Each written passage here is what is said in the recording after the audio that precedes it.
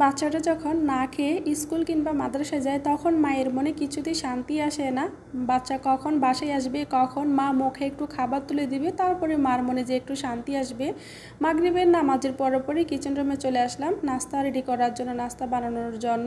আসসালামু আলাইকুম, কেমন আছেন সবাই? আশা করছি সবাই অনেক বেশি ভালো আছেন। আলহামদুলিল্লাহ আমরা আল্লাহ তাআলার অশেষ রহমতে ভালো আছি। কাছে এবং দূরে যে যেখান থেকে আমার ব্লগটি দেখতেছেন ফাতিমা হানিন ব্লগে সবাইকে অসংখ্য ধন্যবাদ আমার আজকের আরও একটি নতুন ভিডিও দেখার জন্য। আশা করছি আমার আজকের ব্লগটা অনেক বেশি ভালো লাগবে। ভালো লাগলে প্লিজ লাইক দিয়ে আমার সাথে থাকেন এবং দেখতে থাকেন আজকের ব্লগটি। এই যে সৌদি আরব, সৌদি আরব আমাদের নবীর দেশ, শান্তির দেশ, প্রিয় দেশ। এই দেশ থেকে যখন মানুষ চলে যায়, বিদায় নেই, তখন মানুষ সবাই কেন এত কান্নাকাটি করে, এত মন খারাপ করে? সৌদি আরব থেকে বিদায় নেওয়ার সময় অনেক মন খারাপ আর কান্নাকাটি করে কিন্তু সবাই বিদায় নেয় বুক ভরা কষ্ট নিয়ে। এই যে এখানে মাগরিবের নামাজে ছাদে থেকে চলে এসে মাগরিবের নামাজের পরেই তারপরে এই যে বাচ্চার জন্য নাস্তা রেডি করব। আমার ছেলে না খেয়ে মাদ্রাসায় চলে গেছে, ও ঘুম থেকে উঠে কোনো খাবারই খেতে চায় না। তারপরে এই যে এখানে এটা ছিল, এটা জাল পিঠা বানাবো, সুজির ফুলকো ফুলকো জাল পিঠা। এই পিঠাটার মধ্যে কিন্তু সুজি দিয়েছি, তারপরে বেকিং পাউডার, ময়দা, এগুলা দিয়ে কিন্তু এই যে এখন তেলে দিয়ে দিচ্ছি। তো সুজি, ময়দা, অল্প পরিমাণ বেকিং পাউডার, তারপরে পরিমাণ মতো মশলা, পরিমাণ মতো অবশ্যই মশলা দিতে হবে। তারপরে এই যে এখন তেলে দিয়ে দিচ্ছি, আর সুজিটা কিন্তু ভালোভাবে মিশিয়ে নিতে হবে। একটু বেশিক্ষণ ধরে আর কি গুলাটা গলে 20 মিনিটের মতো রাখলে কিন্তু বেশি ভালো হয়। তাহলে আর কি এটা সুজি যেহেতু একটু মিশতে হবে ভালোভাবে।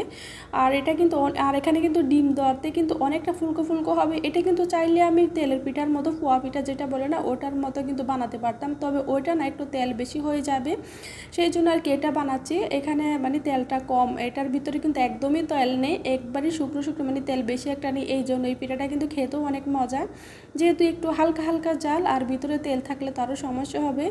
মানে আপনারা চাইলে কিন্তু পপিটের মতো গুলে বানাতে পারবেন। এই যে এখানে পাউরুটি দিয়ে নাস্তা বানাবো, যেহেতু আমার ছেলেটা না খেয়ে মাদ্রাসায় গেছে, তো মনটা একটু খারাপ যে ছেলেটা কখন আসবে। শুধু ছেলে না, আমার দুই মেয়েও কিন্তু দুপুরে কোনো খাবার খায় না, যেহেতু আমরা আসরের পরে আর কি আজানের সাথে সাথে দুপুরে খাবারটা খাওয়াই, তারপরে বাচ্চা আর কি বিকেলে মাদ্রাসায় যায়। তো ছেলেটা না খেয়ে আর কি মাদ্রাসায় চলে গেছে, মনটাও খারাপ। এই জন্য একবারে মাগরিবের নামাজের সাথে সাথে কিন্তু আমি কিচেন রুমে এসে 3 আইটেমের নাস্তা বানিয়ে নেব। তো পাউরুটি দিয়ে আর কি সবসময় যেভাবে আর কি নাস্তা বানিয়ে নিই জটপট আর কি, তবে এই পাউরুটির নাস্তাটা না খেতে অনেক মজা হয়, ভালোই লাগে খাবারটা।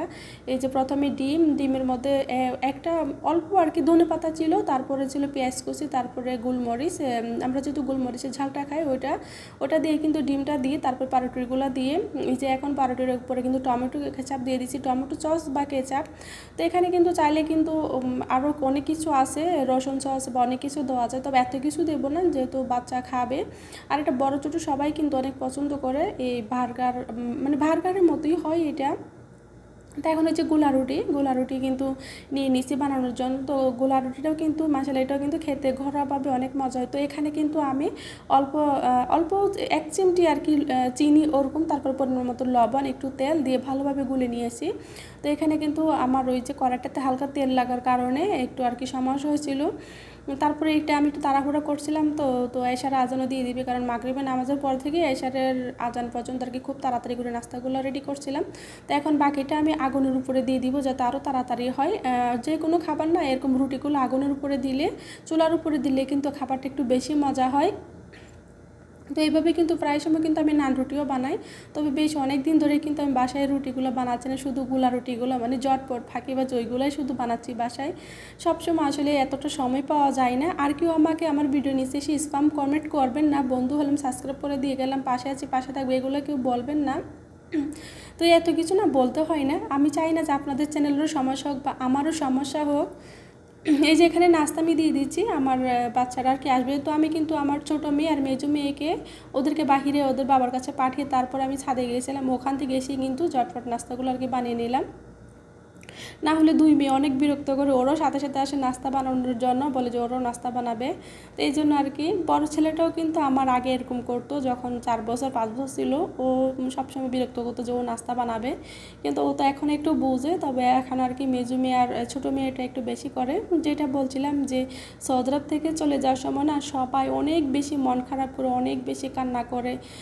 এত একটা শান্তির আর মায়ার দেশ, এত নিরিবিলি একটা পরিবেশ, কোনো ঝগড়া নাই, মানে কারোর রুমে কেউ আসা যাওয়া নাই, তেমন কোনো কিছুই নাই। এমন শান্তিটা আসলে অন্য কোথাও আছে কিনা আমি জানি না। যেহেতু আমি সৌদি আরব থাকি, আমি সৌদি আরবের কথাটাই বলতে পারি, জানি। এই জন্য আর কি যত মানে ভাবিরা ওরা জানে যে ওরা ভিজিটে আসতে বেশি দিন থাকতে পারবে না, তারপর এত কান্নার মন খারাপ নিয়ে সবাই কিন্তু এখান থেকে বিদায় নেয়। তো একটা আর কি ব্লগার, রিয়াদে অনেক ব্লগার আর কি আন্টিরা থাকতো, তো ওনারা ব্লগ করতো, তো ওনারা ব্লগে আমি দেখলাম একটা বাচ্চা যখন বিমানে উঠছে তখন এত কান্না করতেছে বাচ্চাটা। ওই কান্নাটা দেখে না আমার বুকটা একবার কেঁপে উঠছে, যে আমার বাচ্চাও তো একসময়, যেহেতু এখানে আমরা সারা জীবন থাকতে পারবো না, একসময় না একসময় বেশি চলে যেতে হবে, তখন আমার বাচ্চাও তেমন কান্না করবে। এই যে এখানে প্লেট বাটি অনেক ছিল, তো এগুলো দেখেছি। তারপর এখানে চাল কুমড়া ছিল, চাল কুমড়া ভাজি করবো। তো এই যে মাংসটা কিন্তু আগে থেকে রান্না করেছিল, তো এটা আমি গরম করে নিচ্ছি। আর ওই যে ওখানে কিন্তু কুমড়োটা আর কি ভাজি করে নিয়েছে, আর পাশে অল্প একটু ডাল আছে। এগুলো দিয়ে কিন্তু আমাদের রাতের খাবার হয়ে যাবে। তো অলরেডি কিন্তু বাচ্চার বাবা, বাচ্চারা ওরা কিন্তু খাওয়া শেষ করে দিয়েছে।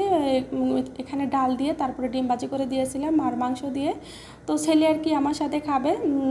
এখন জানি কেন জানি আমার বাচ্চাটা, মানে আমার ছেলেটা নিজের হাতে খেতে চায় না।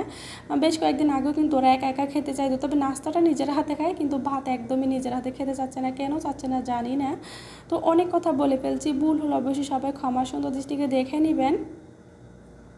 তো আমরা সবসময় যেহেতু লাইফস্টাইল ব্লগ করি, তো আমাদের কিন্তু লাইফের প্রতিদিনই যা করি না করি এগুলো, মানে যা কিছু করি এগুলো কিন্তু তুলে ধরতে হবে। আমার কথা মতো অনেক ভুল হতে পারে, বা আমরা মানুষ মাত্রই ভুল, সবসময় পরিপূর্ণভাবে কথা বলতে মানে পারি না, হয়তো সমস্যা হয়। ভুল হলে সবাই প্লিজ ক্ষমা সুন্দর দৃষ্টিকে দেখে নেবেন। আমার আজকের ব্লগ আমি এখানেই শেষ করে দেব। এই যে এখানে খাসির মাংস এটা ছিল আর কি, এটা দিয়ে বাচ্চাকে দিচ্ছিলাম। ও বলতেছে বেশি একটা মজা হয়নি, তারপরে ওকে আর কি ভাজি দিয়ে দিচ্ছিলাম। বাচ্চাটা এরকমই, আর ওদের ম্যারেনটা তো লাগবে। পাশে কিন্তু রুটি নিয়েছিলাম, যদি বাচ্চা ভাত খেতে না চায় রুটি দেবো।